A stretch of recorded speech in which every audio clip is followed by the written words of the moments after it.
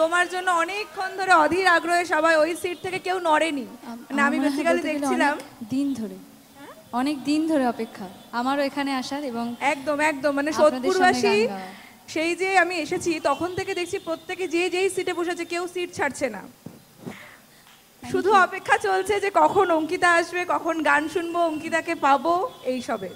আর আজকে আমরা পেয়ে ওকে এখানে সত্যিই খুব ভালো লাগছে। থ্যাংক ইউ আমাদের সোদপুরে আসার জন্য, মুক্তি সংঘে আসার জন্য, এত সুন্দর একটি সাংস্কৃতিক সন্ধ্যা আমাদেরকে উপহার দেওয়ার জন্য। আর এখন কিন্তু অঙ্কিতার সম্বর্ধনা পর্ব, আর ওনাকে বরণ করার জন্য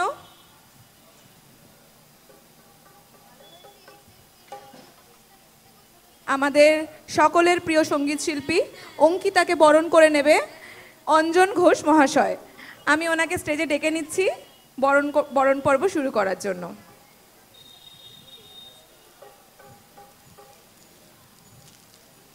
করতালিটা কেন থেমে যাচ্ছে বারবার? আমাকে চাইতে হচ্ছে কেন?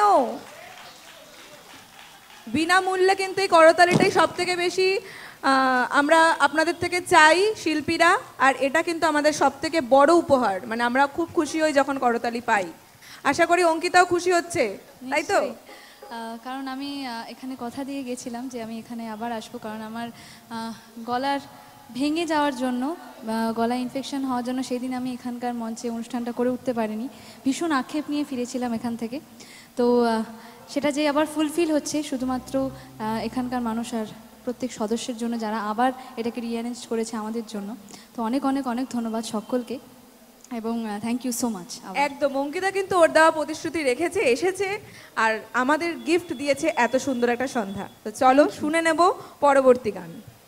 Thank you so much. তো চলুন যাই পরবর্তী গানে, এবং পরবর্তী গানে যাওয়ার আগে প্রথমেই জানাই উপস্থিত সব বড়দের আমার প্রণাম এবং ছোটদের অনেক ভালোবাসা জানিয়ে আমি এইবার যে গানটি গাইব, এই গানটি বাংলা গান অবশ্যই, এবং এই বাংলা গানটি আরতি মুখার্জি ম্যামের গাওয়া এবং বাপি লাইরি স্যারের মিউজিক কম্পোজিশনে। তো চলুন চলে যাই আমরা আমাদের সেই পরবর্তী গানের দিকে।